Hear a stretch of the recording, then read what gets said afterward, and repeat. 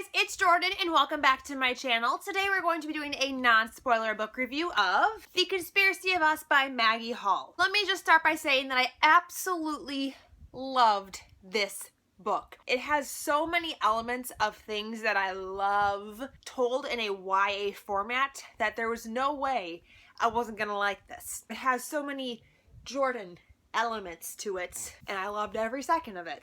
Let's go ahead and get into a synopsis of the story. The Conspiracy of Us tells the story of a young girl named Avery who has spent a lot of her life moving across the United States. And they've just arrived in Minnesota and have been there for a couple of weeks when Avery discovers that another new kid at school, Jack, has a picture of her hidden in his backpack. Fast forward about a week and it is now the day of prom. Against her mom's wishes and better judgment, Avery decides to go meet Jack at prom. And while at prom, she gets herself into a bit of a bind, and she finds out that this new guy, Jack, might hold the keys to the father that she never knew. This book, to me, felt like a cross between The Da Vinci Code by Dan Brown meets Chasing Liberty with Mandy Moore meets National Treasure. I loved that. I absolutely loved that. I am a huge fan of conspiracy theories and treasure hunts. I'm such a huge fan of the Robert Langdon series by Dan Brown because they are all about these conspiracy theories and about Robert Langdon going on these incredible adventures to find these clues that are rooted in history, that have like historical significance and are inlaid in all of these popular historical landmarks, and I love that. That's kind of like the same feel with National Treasure as well. But then I also get a little bit of like Chasing Liberty and Mandy Moore vibes because it's about a young girl who is on this grand adventure throughout Europe with a boy who is a little bit more than he seems to be, which is kind of the basis of Chasing Liberty. This book appealed to so many of my interests. I'm also a huge fan of history, especially when it's history that is like questionable. So like things that we're not really certain of, or different conspiracy theories that could potentially happen and there's evidence and there's research and things that could actually prove that it could be true. I just love things like that, like the History Channel with the conspiracy theories about like Mary Magdalene and the Holy Grail. I love all those things, and the Hooked X. It feeds a different part of my nerdiness. Conspiracy felt really organic and natural, felt like something that could actually be happening in our world today. And I love when conspiracy books or like treasure hunting books or things like that feel real. I'm always one of those people who I'm like, do we know everything? Are there secret societies out there governing the world? The fact that I had a YA book meets like the conspiracy, history, treasure hunting element into one thing was gold.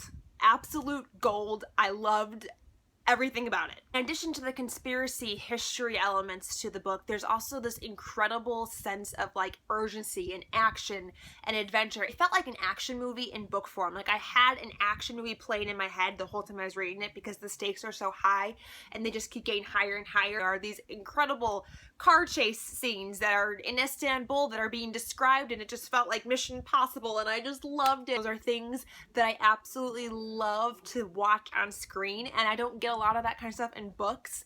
So this was just, I loved it so much. It also has another one of my favorite things to find in YA, which is love triangles. I am not gonna lie, I do love a good love triangle. I love all the tension and awkwardness that arise from them, and this one has a really great one in my opinion. We have Avery and one of the boys who are on really good terms, really have a good chemistry going, and they really like each other. And then we have this other potential love interest who Avery is really abrasive to, and he's really abrasive towards her, and there's a lot of like animosity between the two. We don't get a lot of focus on the hate to love relationship in this book, but I have a feeling we're gonna get more of it in book 2. I'm really excited about it because I really do like the main pair. That they're really fun to read about and I'm rooting for them, but I've heard the other pair is just like more swoon-worthy. I'm excited to see that explored more in the second book. So like I mentioned, there's a lot of really cool history elements pulled into this, and one of the biggest legends that Maggie Hall pulls from is Alexander the Great. And if you've been watching my channel, you know that I just read Legacy of Kings by Eleanor Herman,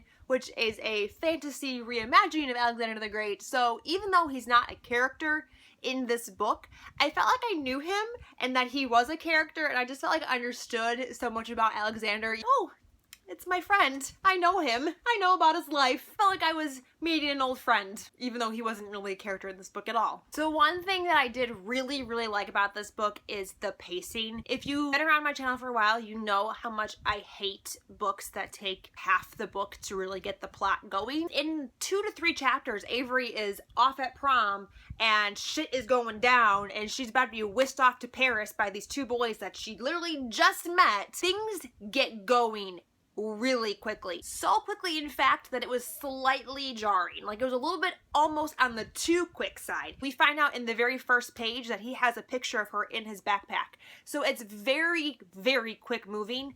And because of that, I feel like the beginning of the book was a little hard to sink into because it was like a roller coaster. A roller coaster minus the climb. Like, it's one of those roller coasters where you get in the seat, it just shoots you straight up the hill. But I really appreciate it on the other hand because it was so different. One thing about this pacing though that did really kind of irk me, Avery in the beginning of this book is an extremely naive, trusting character. She meets these boys, she's known them for all of like 10 minutes, and they convince her to get on a plane with them to go to Paris.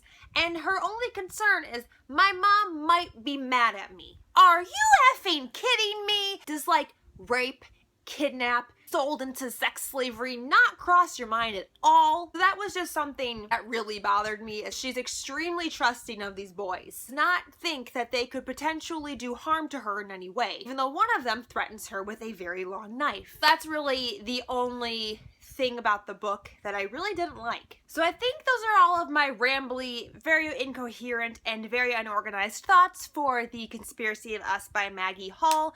If you've read this book, I'd love to know what your thoughts are on it, and if you haven't read it, go read it. Thank you guys so much for watching, and until next time, I will talk to you very soon. Bye!